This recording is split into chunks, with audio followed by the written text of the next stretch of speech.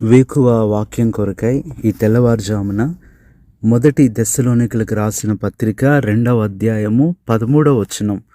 ఆ వాక్యమే విశ్వాసులైన మీలో కార్యసిద్ధి కలుగచేయుచున్నది. ఆ వాక్యమే ఈ ఉదయకాల సమయంలో దేవుడు తన వాక్యము ద్వారా మనతో మాట్లాడుతున్నాడు.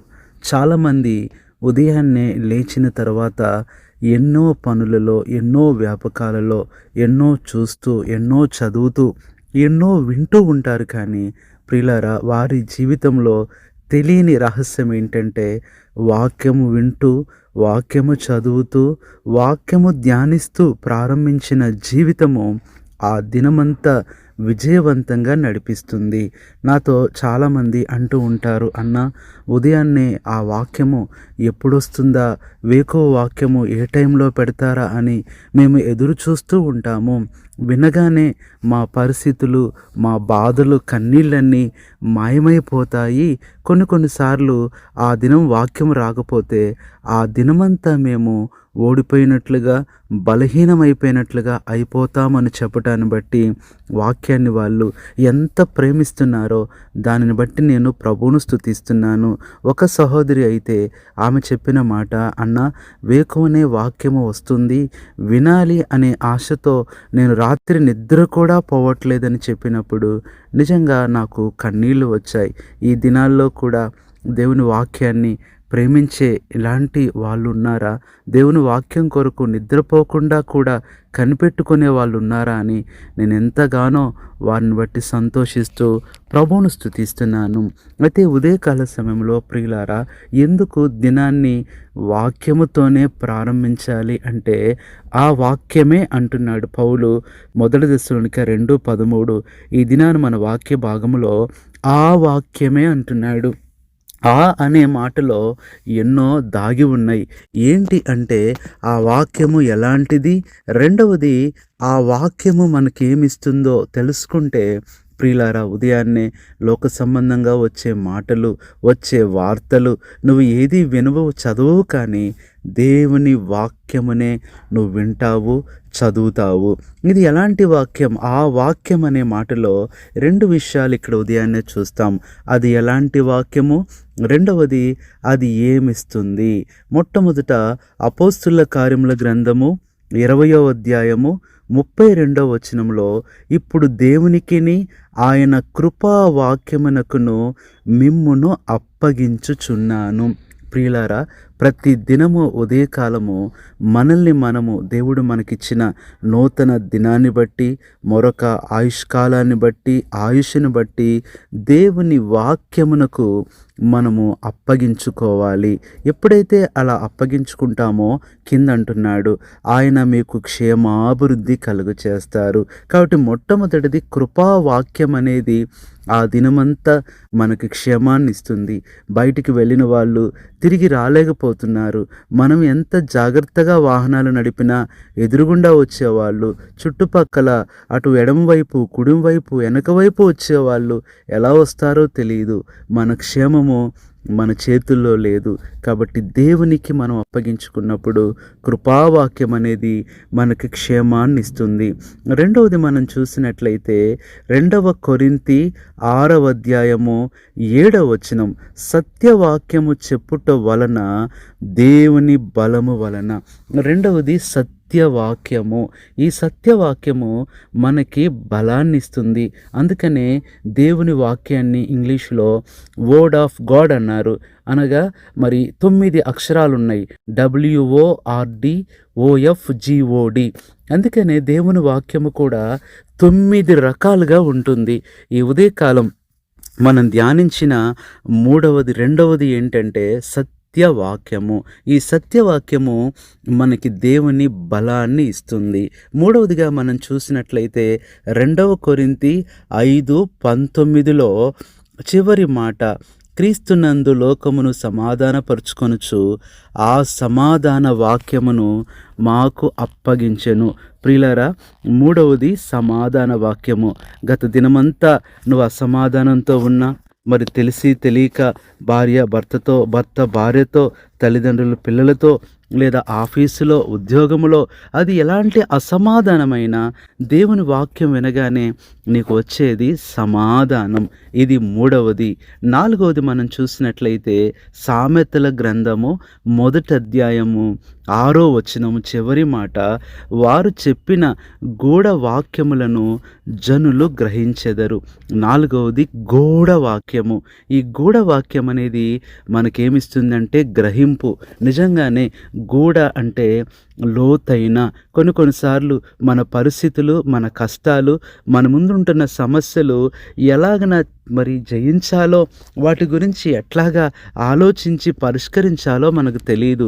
కానీ దేవుని వాక్యము ఎంత గూఢమైనదంటే లోతుగా వెళ్ళి ఆలోచించి మనం పరిస్థితుల్లో ఎలా ప్రతిస్పందించాలో, ఎలా ముందుకు నడవాలో ఆ గ్రహింపు మనకిస్తుంది.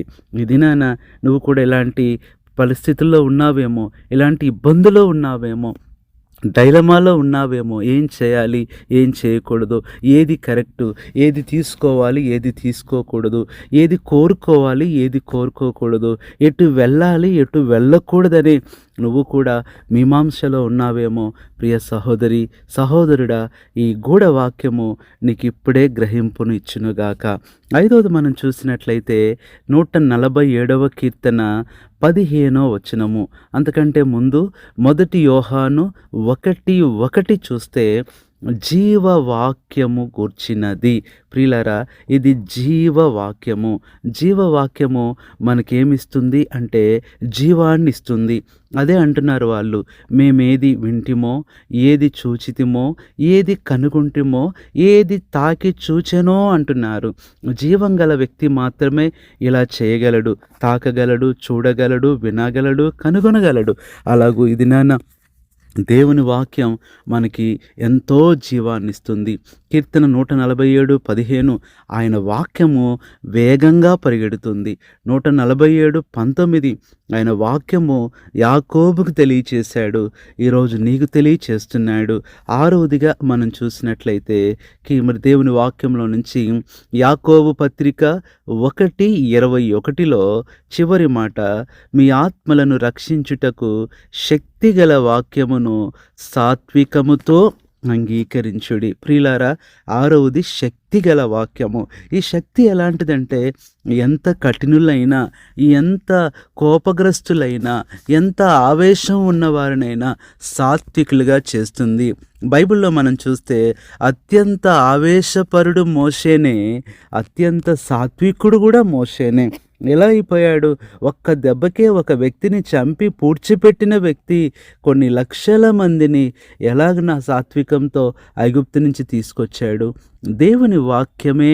అందుకని ఆ వాక్యము, ఆ ధర్మశాస్త్ర పలకలు, ఆజ్ఞలు ఎంతో మోషే జీవితంలో పనిచేశాయి. కాబట్టి ఇది నన్ను కూడా కఠినంగా ఉంటున్నావా, ఆవేశంగా ఉంటున్నావా? ఇదిగో ఈ శక్తిగల వాక్యము ఆరవదిగా నీకు సాత్వికాన్ని ఇస్తుంది. ఇది ఆరవది. ఏడవది మనం చూసినట్లయితే హెబ్రీయులకు రాసిన పత్రిక 6వ అధ్యాయము 5వ వచనము, దేవుని దివ్య వాక్యము. ప్రియులారా, దేవుని దివ్య వాక్యము, ఇది ఏడవది. దివ్య వాక్యం అంటే ఎంత అందమైన వాక్యం. ఈ దినమంతా నీ పరిస్థితిని, నీ కుటుంబాన్ని, నీ బిడ్డలను, నీ పనులను, నీ ప్రతి ప్రయత్నము, ప్రయాణము దివ్యముగా చేయగలిగినది దేవుని వాక్యం మాత్రమే. ఆ వాక్యము నీకు చేసే విషయం ఏంటంటే, అదే అంటున్నాడు, యుగ సంబంధమైన శక్తుల ప్రభావము, ఇలాంటి ప్రభావాల నుంచి తప్పిపోయిన వారంటున్నాడు. ఇంకా చెప్పాలంటే ఈ వాక్యము ఇలాంటి పరిస్థితుల నుంచి మనల్ని తప్పిస్తుంది. ఎన్నో ఇబ్బందులు, ఎన్నో కష్టాలు, ఎన్నో ప్రమాదాలు, ఎంతోమంది శత్రువులు నీ కొరకు కాచుకొని ఉన్నారేమో. ఈరోజు వాళ్ళ పని చెప్పాలి, ఈరోజు నాకు దొరకరా, ఈరోజు వాళ్ళ సంగతి చూస్తాను, మాటల ద్వారా, చూపుల ద్వారా, ప్రవర్తన ద్వారా అనుకుంటున్నారేమో. వారికి తెలియదు నీలో దివ్య వాక్యం ఉంది. ఈ దినమంతా నీకు తోడుగా ఉండి, నీకు కంచెగా ఉండి తప్పిస్తుంది. ఇది ఏడవది. ఎనిమిదవది మనం చూసినట్లయితే 1 కొరింథీ 12:8లో, ఎలాగనగా ఒకనికి ఆత్మ మూలముగా బుద్ధి వాక్యమును, మరి ఒకనికి ఆ ఆత్మను అనుసరించిన జ్ఞానవాక్యం. ప్రియులారా, ఇది బుద్ధివాక్యము లేదా జ్ఞానవాక్యం. ఇది ఎనిమిదవది. ఈ బుద్ధి ఆత్మ వాక్యము, జ్ఞానవాక్యము మనకి జ్ఞానాన్ని ఇస్తుంది. ఏం చేయాలి, ఏం చెప్పాలి, ఏం మాట్లాడాలి అని భయపడుతున్నావేమో ప్రియ సహోదరుడా, నీకు దేవుడిచ్చే జ్ఞానము లోక సంబంధమైంది కాదు. సహోదరి, దేవుడు నీకు ఇవ్వాలనుకున్న జ్ఞానం అది పరలోక సంబంధమైనది. ఆ సంబంధమైన జ్ఞానమే వాక్యము ద్వారా నీకు ఇస్తాడు. 7వది చివరిది చూస్తే అపోస్తలు 9వది చూస్తే 8 జ్ఞానవాక్యం, 9వది చివరిది అపోస్తల కార్యములు 13:26 చివరి మాట, దేవునికి భయపడు వారలారా, ఈ రక్షణ వాక్యము మన యొద్దకు పంపబడి ఉన్నది. ప్రియులారా, 7వది లేదా 9వది దేవుని వాక్యము, అది రక్షణ వాక్యము ఇప్పుడే నీ దగ్గరికి పంపబడుతుంది. ఈ రక్షణ వాక్యము నిన్ను రక్షిస్తుంది శ్రమల నుంచి, శోధనల నుంచి, అపాయాల నుంచి, అంతేకాదు ఉగ్రత నుంచి నిన్ను రక్షించే వాక్యంగా ఉంటుంది. అందుకని వర్డ్ ఆఫ్ గాడ్ అనే 9 అక్షరాలు సంబంధించి 9 వాక్యాలు, ఆ వాక్యము చేసే 9 పనులు మనం చూస్తున్నాం. కాబట్టి ప్రియ సహోదరి సహోదరుడా, ఈ వాక్యం కొరకు నువ్వు కనిపెట్టుకుంటున్నావా? 119వ కీర్తన 74, నీ వాక్యం మీద నేను ఆశ పెట్టుకున్నాను అంటాడు. 119:81లో నా ప్రాణం సొమ్మచిల్లుతున్నది, నీ వాక్యం కొరకు ఆశ పెట్టుకుని ఉన్నాను అంటున్నాడు. దినాన దేవుని వాక్యం కొరకు ఆశ పెట్టుకో. తప్పనిసరిగా దేవుని వాక్యం నిన్ను నడిపిస్తుంది. అందుకనే ఈ దిన వాక్యము దేవుడు అదే మాట్లాడుతూ ఉన్నాడు. ఈ వాక్యమే, ఆ వాక్యమే విశ్వాసులైన మీలో కార్యసిద్ధి కలుగు చేయుచున్నది. ఈ దినాన మీకు ఏది లేదో, ఏది కావాలవన్నీ ఈ వాక్యము, ఆ వాక్యం అనగా ఈ వాక్యము, ఆ వాక్యమే ప్రభువైన యేసుక్రీస్తుని యోహాను సువార్త 1వ అధ్యాయమంతా మనం చూస్తాం. ఆ వాక్యపు అనుభవంలో దేవుడిని నడిపించి నీకు సహాయం చేస్తాడు. అంత మాత్రమే కాదు, ఈ వాక్యం అనేది నీ జీవితంలో అంటే ఎంతగానో నీతో ఉండి నీకు వాక్కును అనుగ్రహించేదిగా ఉంది.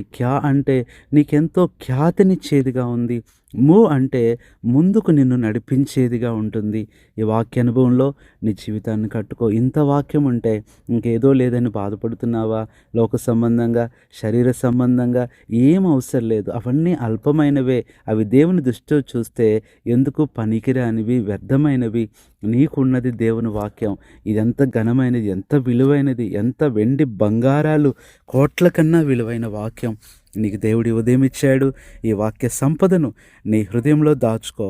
అలాగున నువ్వు దీవించబడి ఇతరులు కూడా నీ ద్వారా దీవించబడినట్లు ప్రభు నీకు సహాయం చేస్తాడు. నీ కొరకు ప్రార్థన చేస్తాం.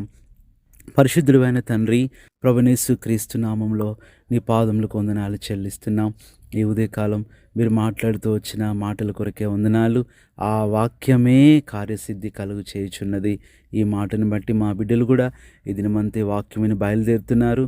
ఈ వాక్యం వారి జీవితంలో కార్యసిద్ధి కలుగు చేసి గొప్ప కార్యాలు జరుగునట్లుగా స్వస్థతను, నెమ్మదిని, సమాధానాన్ని, ఇందాక చెప్పిన 9 వాక్యాలు, 9 దీవెనలు వీరందరూ పొందుకున్నట్లు సహాయపడమని మా ప్రభువైన యేసుక్రీస్తు నామంలో, అలాగే ఇదేం ఏది వెతుకుతున్నారో అది వారికి దొరికినట్లు, ఏది చూస్తున్నారో అది వారికి వచ్చినట్లు, ఏది ఆశిస్తున్నారో వారు పొందినట్లు శక్తిగల వాక్యం ద్వారా సహాయపడమని మా ప్రభువును, రక్షకుడు, నిజమైన దేవుని వాక్యమై ఉన్న ప్రభువైన యేసుక్రీస్తు నామంలో ప్రార్థిస్తున్నాము తండ్రి. ఆమేన్. మన తండ్రి అయిన దేవుని ప్రేమ, మన ప్రభువైన యేసుక్రీస్తు కృప, పరిశుద్ధాత్మ అన్యోన్య సహవాసం మనందరికీ సదాకాలం తోడయుండి నడిపించునుగాక. ఆమేన్.